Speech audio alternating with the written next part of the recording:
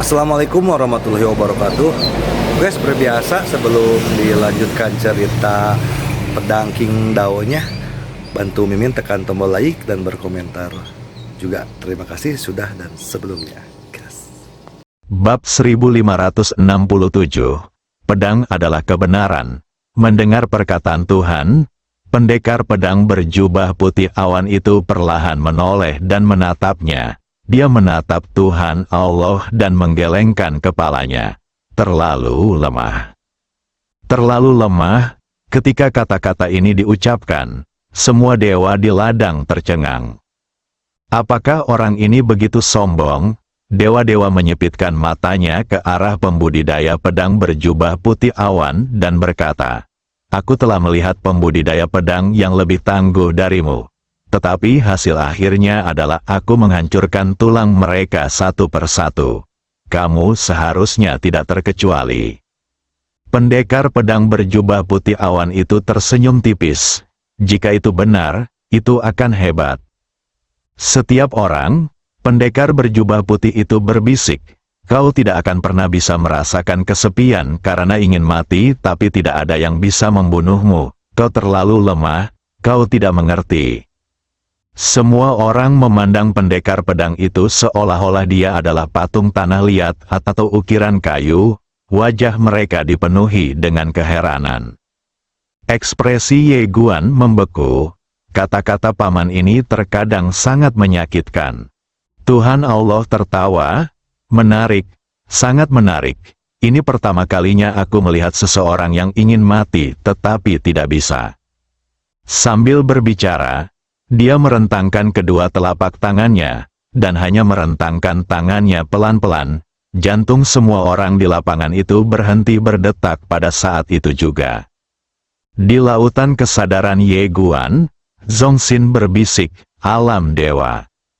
Del, pada saat ini, pemilik Dao Pen tiba-tiba menghentikan dewa-dewa. Dewa-dewa berbalik menatap pemilik Dao Pen. Pemilik Dao Pen menatap kultivator pedang di kejauhan dan berkata, "Kultivator pedang Xiao Yao, kamu seharusnya tidak ikut campur dalam masalah ini." Dewa tertinggi tidak tahu seberapa kuat orang ini, tetapi pemilik pena Daonya pasti mengetahuinya. Penggarap pedang Xiao Yao tersenyum dan berkata, "Saya tidak pernah berpikir untuk ikut campur. Tetapi karena dia sudah meminta, saya tidak bisa menolaknya." Pemilik Dao Pen bingung, "Mengapa saya tidak bisa menolak?" Penggarap pedang Xiao Yao berpikir sejenak, lalu berkata, "Aku mengenalnya, tapi tidak denganmu." Pemilik pena Dao, Xiao Yao Jianxiu, menoleh ke arah Ye Guan dan berkata sambil tersenyum, "Sebenarnya, kamu tidak perlu terlalu peduli dengan apa yang dipikirkan kakek atau ayahmu. Kamu hidup untuk dirimu sendiri, bukan untuk mereka. Di dunia ini, tidak ada yang lebih penting daripada hidup untuk dirimu sendiri." Ye Guan terdiam. Sang pembudidaya pedang yang bebas dan muda itu tiba-tiba merentangkan kedua telapak tangannya. Mata Ye Guan tiba-tiba membelalak, dan pada saat berikutnya, dia melihat jantungnya keluar dari tubuhnya dan mendarat di telapak tangan sang kultivator pedang yang bebas dan muda itu. Penggarap pedang Xiao Yao menatap hati Ye Guan dan berkata lembut, "Si kecil, bisakah kau melihatnya?" Ye Guan bingung. Kultivator pedang Xiao Yao menoleh untuk melihat Ye Guan dan tersenyum. "Ada banyak ikatan di hatimu. Setiap ikatan adalah gangguan, dan setiap gangguan akan memengaruhi ilmu pedangmu. Kamu tampaknya telah mengintegrasikan semua cara, tetapi sebenarnya, setiap cara penuh dengan ketidakmurnian dan sama sekali tidak murni.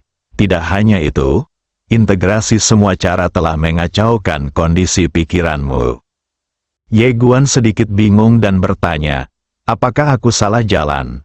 Xiao Yao Jianxiu menatap Ye Guan. "Kamu tidak salah. Bukan jalanmu yang salah, tapi pikiranmu. Kamu punya terlalu banyak pikiran yang mengganggu dan terlalu banyak ide. Selain itu, seringkali, pikiran dan ide yang mengganggu ini bukanlah pikiran yang paling benar di dalam hatimu. anak kecil, saat kamu hidup di dunia ini, pikiran orang lain sebenarnya tidak terlalu penting. Ia berhenti sejenak dan melanjutkan, kebanyakan orang menjadi apa yang harus mereka jadi, bukan apa yang mereka inginkan. Bagi saya pribadi, tanggung jawab adalah belenggu terbesar di dunia. Ye Guan berbisik, diriku yang sebenarnya. Xiaoyao Jianxiu mengangguk. Meskipun kakekmu ekstrim, dia memiliki kepribadian yang unik dan tahu betul apa yang harus dia lakukan. Karena itu, dia akhirnya mencapai puncak. Ayahmu memiliki banyak ide, tetapi dia selalu dipengaruhi oleh dunia luar pada tahap awal, baru pada akhirnya dia benar-benar mengerti apa yang dia inginkan. Seseorang harus menemukan jati dirinya dan hidup untuk jati dirinya. Sambil berbicara, dia merentangkan kedua telapak tangannya, dan jantung Ye Guan kembali ke tubuhnya.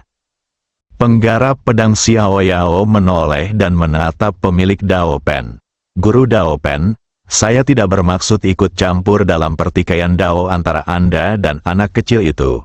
Tetapi maafkan saya karena terus terang, pertikaian Dao antara Anda dan anak kecil itu seperti anak-anak yang bermain rumah-rumahan. Saya pikir tidak peduli apakah Anda menang atau dia menang. Itu tidak ada artinya. Pemilik pena Dadao tampak sedikit tidak senang. Xiaoyao Jianxiu melanjutkan, kau takut akan kebangkitannya dan pengaruhnya terhadap Taoisme masa depanmu. Tetapi pernahkah kau memikirkannya? Taoisme yang benar-benar baik, ordo yang benar-benar baik, pasti tidak akan takut pada rakyatnya sendiri. Jika sebuah ordo mulai takut pada rakyatnya sendiri, ia akan memberlakukan segala macam pembatasan pada rakyatnya sendiri. Pembatasan pada ucapan, pembatasan pada pikiran. Sambil berbicara, dia menggelengkan kepalanya sedikit. Guru Pena Dao Agung, saya pikir Anda harus merenungkan diri sendiri daripada menargetkan orang kecil ini. Setidaknya untuk saat ini, ide orang kecil ini masih sangat bagus. Sang Master Dao Pen menatap Xiaoyao Jianxiu, apakah ini yang sebenarnya kau pikirkan? Xiaoyao Jianxiu tersenyum dan berkata, ada 70% kebaikan di dalamnya. Sang Master Dao Pen bertanya, bagaimana dengan 3 poin sisanya? Penggarap pedang Xiaoyao tersenyum namun tidak berkata apa-apa. Pemilik Dao Pen terdiam sejenak, lalu berkata, jika kau ingin ikut campur, aku tidak bisa menghentikanmu. Jelasnya, dia masih tidak mau menyerah. Penggarap pedang Xiaoyao menatap pemilik pena Dao. Jika kau tidak mau menyerah, kau bisa bergerak. Tentu saja, jika kau bergerak, aku tentu tidak akan menahan diri dan pasti akan membunuh tubuh aslimu. Pemilik Dao Pen memiliki ekspresi yang sangat jelek di wajahnya. Faktanya, di antara ketiga pendekar pedang itu, yang paling sedikit punya rasa takutnya bukanlah Yang Ye atau Su Kun, melainkan orang di depannya. Lelaki di depannya ini tidak memiliki saudara atau teman. Ia tidak peduli dengan ketenaran, kekayaan, atau apapun, dan ia tidak terikat oleh tanggung jawab apapun. Oleh karena itu, ia tahu bahwa ketika pihak lain berkata ia berani membunuhnya, berarti ia benar-benar berani. Sang Master Dao Pen mengumpulkan pikirannya dan bertanya, jadi bagaimana kita menyelesaikan permainan ini hari ini? Ini sudah merupakan permohonan perdamaian, tidak ada jalan. Sekarang setelah orang besar ini keluar, pemilik pena Dadao tidak punya pilihan lain. Penggarap pedang Xiaoyao berpikir sejenak, lalu berkata, aku akan membunuh orang-orang yang kau panggil ke sini, dan kau boleh pergi. Bagaimana kalau ini seri? Pemilik pena Avenue berkata dengan marah, apakah menurutmu ini adil? Pendekar Xiaoyao tersenyum tipis, kau memanfaatkan koneksi masa lalumu? Apakah ini adil? Pemilik Daobi itu tertawa marah.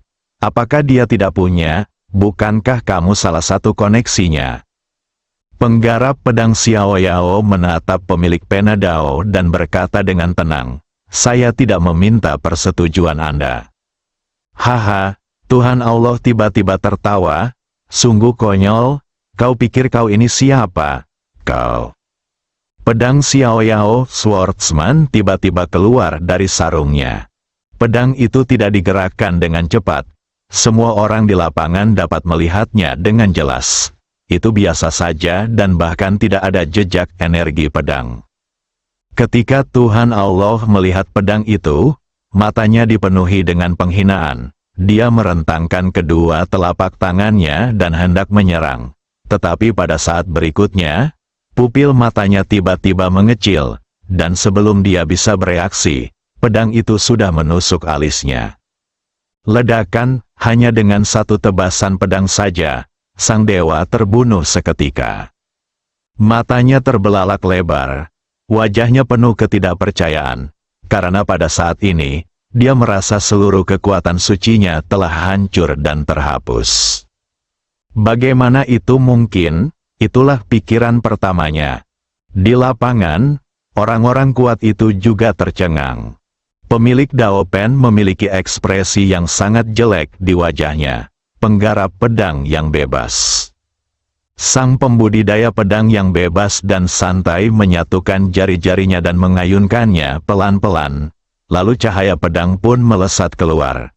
Sebelum semua orang bisa bereaksi, semua orang kuat di belakang pemilik Dao Pen dipotong-potong oleh pedang. Semua dewa terbunuh seketika dengan satu pedang. Termasuk Dewa Hao dan Raja Yan. Kedua dewa itu semuanya tercengang pada saat mereka terbunuh, karena mereka bahkan tidak memiliki kekuatan untuk melawan. Mata mereka terbuka lebar saat mereka meninggal. Mereka tidak pernah membayangkan bahwa ada pendekar pedang yang begitu kuat di dunia ini. Melihat pemandangan ini, semua orang di pihak Ye Guan tercengang. Terutama pria berjubah hitam, kekuatan pendekar pedang berjubah putih seputih awan di hadapannya benar-benar di luar pemahamannya. Setelah terkejut, mata Gu Pan dipenuhi dengan fanatisme. Master Dao Pen menatap Xiao Yao Jianxiu, kemarahan di matanya tampak meledak. Apakah kamu masih bersikap tidak masuk akal? Aku sudah setuju untuk seri, dan kamu. Kultivator pedang Xiao Yao menoleh menatap pemilik Dao Pen. Pedangku adalah kebenaran. Pemilik pena Dao, Xiao Yao Jianxiu tersenyum dan berkata, Guru Dao Pen, Anda seharusnya berterima kasih kepada anak kecil ini. Berkat anak kecil ini, saudara saya, saudara Yang, dan Nona Sukun bersabar terhadap Anda. Jika bukan karena adik kecil ini, mereka tidak akan begitu peduli kepada Anda. Singkatnya, kami mengizinkan Anda untuk bersaing dengannya di Dao. Tetapi kami tidak akan pernah mengizinkan Anda untuk menindasnya. Anda harus memahami hal ini. Sang Master Dao Pen tertawa. Kultivator pedang Xiao Yao, aku tahu apa tiga niatmu. Tetapi seperti yang kau katakan, hatinya sekarang terikat oleh banyak hal. Dia masih jauh dari level yang kau sebutkan. Dan apakah kau benar-benar berpikir dia bisa mencapai level itu? Penggarap pedang Xiao Yao tersenyum dan berkata, apa hubungannya denganmu? Pemilik pena Dao sangat marah. Xiao Yao Jianxiu berkata, Guru Dao Pen, jangan jadi targetnya lagi dalam 100 tahun. Setelah 100 tahun, semuanya akan tergantung padamu.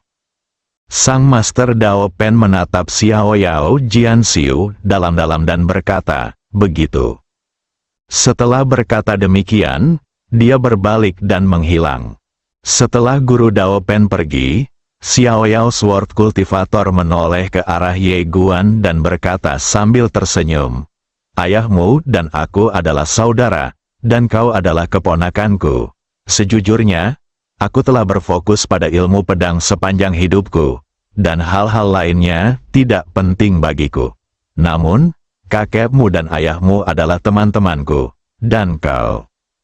Ye Guan membungkuk hormat, Paman, Anda akan menjadi paman saya seumur hidup. Kultivator pedang Xiao Yao tersenyum. Mendengarnya saja tidak mengenakan dan menyakiti hatiku. Aku ingin mengatakan sesuatu yang menyakitkan. Ini bukan tentang karaktermu, tetapi tentang ilmu pedangmu. Karena kamu telah memilih untuk menjadi kultivator pedang, dan kamu sedang mengembangkan jiwa pedang yang tak terkalahkan. Maka kamu harus memperhatikan kata tak terkalahkan. Maafkan aku karena mengatakan itu. Kamu tidak memiliki sedikit pun jiwa yang tak terkalahkan. Ye Guan terdiam. Xiaoyao Jianxiu tersenyum tipis. Dalam kehidupan ini, satu-satunya orang yang benar-benar dikagumi pamanmu dalam hal ilmu pedang adalah Nona Sukun. Kakekmu masih sedikit tertinggal di belakangnya. Tahukah kamu mengapa? Ye Guan menatap Xiaoyao Jianxiu, dan ada jejak riak di mata Xiaoyao Jianxiu, seolah-olah dia tengah mengenang masa lalu. Bab 1568, Sang Mei. Xiaoyao Jianxiu menatap Ye Guan yang ada di sampingnya dengan wajah penasaran, lalu berkata sambil tersenyum, kekebalan adalah suatu kondisi pikiran, suatu cara, dan suatu semangat yang dapat dipahami tetapi tidak dapat dijelaskan. Ye Guan ragu sejenak. Paman, jika kamu ingin menjadi tak terkalahkan, kamu harus terlebih dahulu memiliki kekuatan yang tak terkalahkan, kan? Penggarap pedang Xiaoyao menggelengkan kepalanya. Kamu salah. Wajah Ye Guan penuh dengan kebingungan. Xiaoyao Jianxiu tersenyum dan berkata, jika seseorang memiliki kekuatan yang tak terkalahkan dan kemudian ingin menjadi tak terkalahkan, siapapun dapat melakukannya. Bagian yang sulit adalah ketika dia tidak memiliki kekuatan, dia masih memiliki hati yang tak terkalahkan dan jiwa yang tak terkalahkan. Ye Guan terdiam cukup lama, lalu tiba-tiba ia menatap Xiaoyao Jianxiu, yang dimaksud paman. Misalnya, kaum terpelajar itu lemah, tetapi mereka dapat menulis, meneguhkan hati untuk langit dan bumi, menegakkan kehidupan untuk rakyat, mewarisi pengetahuan unik dari orang bijak terdahulu, dan membuka kedamaian untuk semua generasi. Ini adalah sejenis tak terkalahkan. Kaisar menjaga gerbang negara dan mati demi negara. Ini adalah sejenis tak terkalahkan. Misalnya, ada orang yang menyerahkan ketenaran dan kekayaan, mengabdi pada negara, dan tetap tidak dikenal sepanjang hidupnya, dan tak tertandingi di negara ini. Ini juga sejenis tak terkalahkan. Benar. Penggarap pedang Xiaoyao mengangguk. Matanya menunjukkan kekaguman yang tak terselubung. Ye Guan tertawa. Aku mengerti. Aku mengerti. Kekebalan tidak berarti kekuatan. Tetapi hati, jiwa, bahkan orang biasa pun bisa memiliki jiwa ini. Xiaoyao Zi tersenyum dan berkata, kamu berhubungan dengan orang tuamu terlalu dini, yang memiliki kelebihan dan kekurangan. Kelebihannya adalah mereka dapat membuatmu mengerti betapa besarnya dunia ini. Tetapi kekurangannya adalah kamu hanya memperhatikan mereka. Misalnya, kepolosan mereka. Kamu hanya melihat kepolosan dan kecerobohan mereka, tetapi tidak pernah melihat kesulitan dan penderitaan yang telah mereka alami. Ini tidak baik untuk ilmu pedangmu. Ye Guan membungkuk dalam-dalam. Paman, saya mengerti semuanya. Di sampingnya, Gupan tiba-tiba membungkuk dalam-dalam. Keponakanku juga mengerti. Ye Guan, Xiaoyao Zi menoleh ke arah Gupan, yang berkata dengan serius, kakak Ye dan aku adalah saudara, jadi pamannya tentu saja adalah pamanku. Xiaoyao Zi tersenyum dan berkata, kamu juga sangat hebat, meskipun kekuatanmu lemah, semangat dan energimu langka. Gupan berkata tergesa-gesa, saya harap Anda tidak menganggap saya orang yang gegabah. Xiaoyao Zi tersenyum dan berkata, mengapa tidak menjadi orang yang nekat? Sepanjang sejarah, semua orang yang telah mencapai hal-hal besar melakukannya dengan nekat. Sambil berkata demikian, dia memandang Ye Guan. Dulu kakek anak kecil ini bahkan lebih gegabah darimu. Haha. Kakek, Ye Guan juga tertawa. Sebenarnya ia ingin sekali melihat kakek muda itu saat itu. Kakek yang dilihatnya sekarang telah kehilangan kesabarannya dan bertindak dengan tenang dan baik hati. Dia tidak bisa lagi merasakan kecerobohan dan kegilaan semacam itu dalam dirinya. Pendekar Xiao Yao tiba-tiba merentangkan telapak tangannya, dan peti es di dalam tubuh Ye Guan muncul di depannya. Ye Guan sedikit bingung. Xiao Yao Jianxiu menatap wanita di dalam peti es. Setelah beberapa saat, dia menatap Ye Guan dan berkata, "Lupakan saja, ini adalah karmamu sendiri. Tidak baik bagiku untuk ikut campur terlalu jauh. Bersenang-senanglah sendiri." Ye Guan buru-buru berkata, "Paman, Anda bisa campur tangan sebentar." Penggarap pedang Xiao Yao tertawa dan bertanya, "Mengapa kamu memiliki peti mati ini?" Ye Guan secara singkat menceritakan urusannya dengan kerajaan ilahi kuno.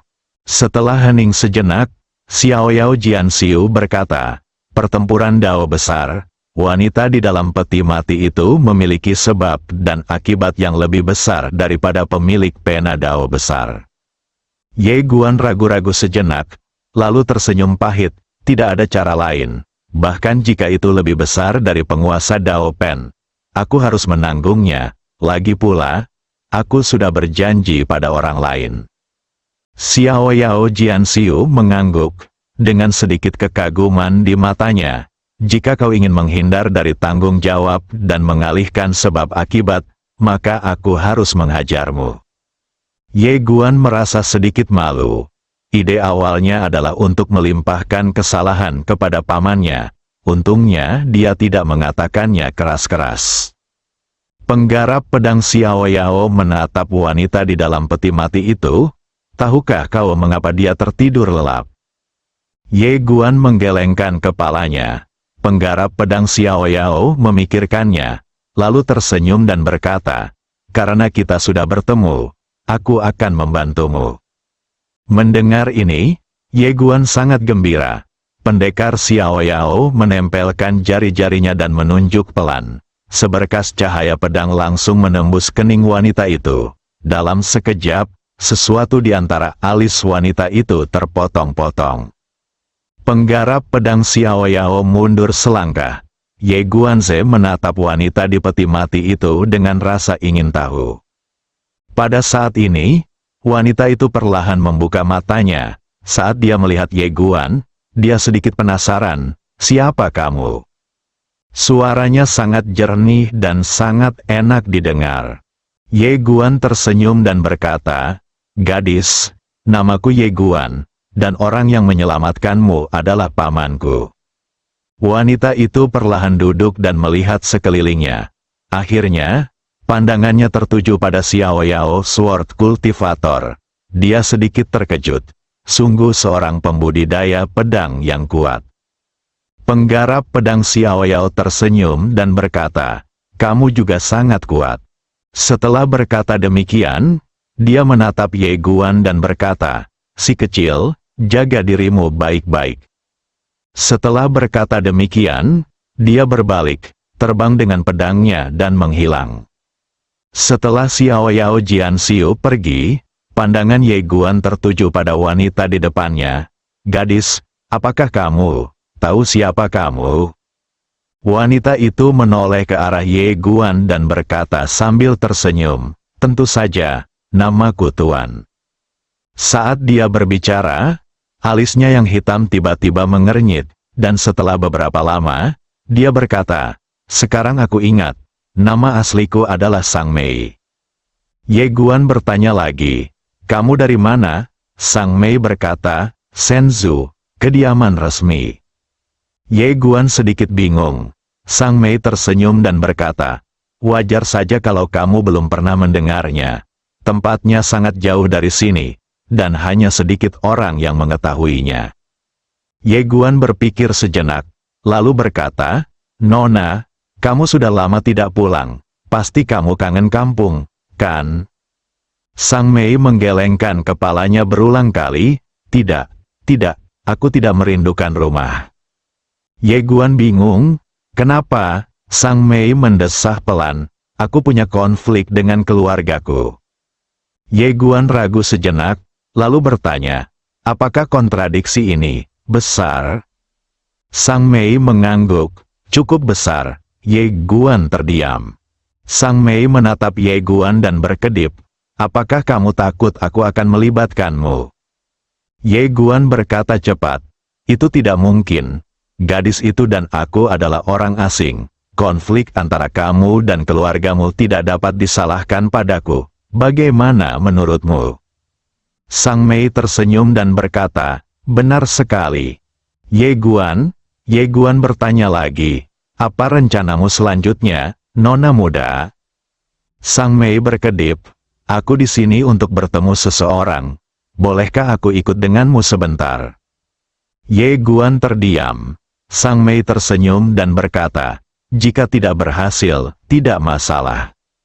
Ye Guan tersenyum dan berkata, aku berjanji pada senior Gu Daotian bahwa selama gadis itu tidak memilih untuk pergi, dia selalu bisa mengikutiku. Pada akhirnya, dia tidak memainkan trik apapun. Karena dia telah menerima manfaat dari kerajaan Dewa Kuno, dia seharusnya melakukan apa yang dia janjikan kepada orang lain dengan cara yang membumi, tidak boleh main-main. Orang bisa saja bijak dalam hal duniawi, tetapi jika karakternya ada yang kurang hari ini atau ada yang retak besok, maka karakternya akan segera runtuh. Mendengar perkataan Ye Guan, Sang Mei jelas sangat gembira. Terima kasih, pendekar muda. Ye Guan tersenyum dan berkata, namaku Ye Guan. Sang Mei tersenyum cerah. Oke, Ye Guan Jian Xiu muda. Ye Guan, pada saat ini, Gu Pan di samping tiba-tiba berkata, saudara Ye, aku pergi dulu. Ye Guan menoleh dan menatap Gu Pan, yang tersenyum dan berkata, kini kultivasi saya telah mencapai kesuksesan besar. Saya ingin pergi dan menyelamatkan tubuh asli saya.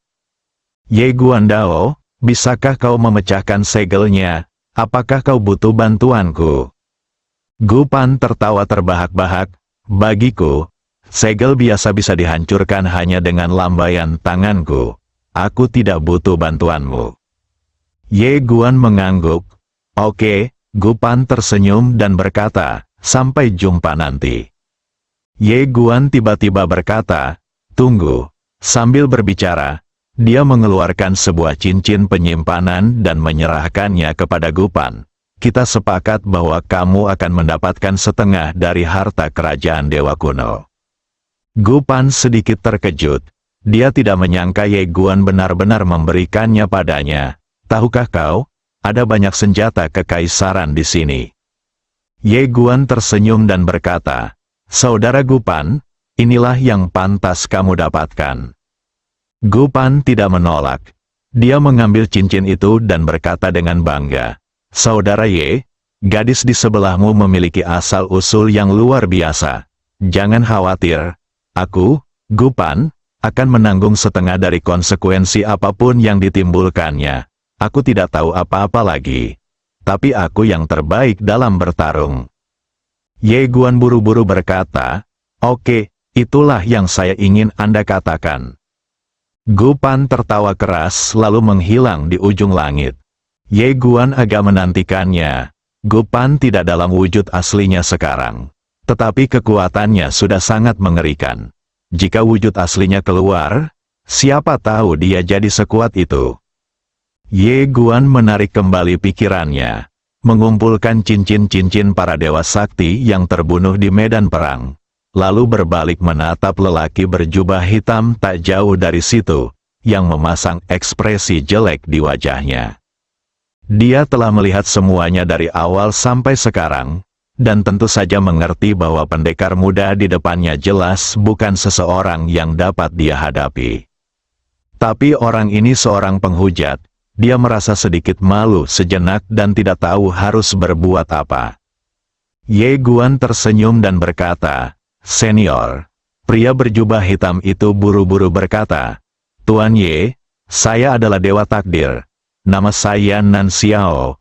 Anda cukup memanggil saya Xiao Nan.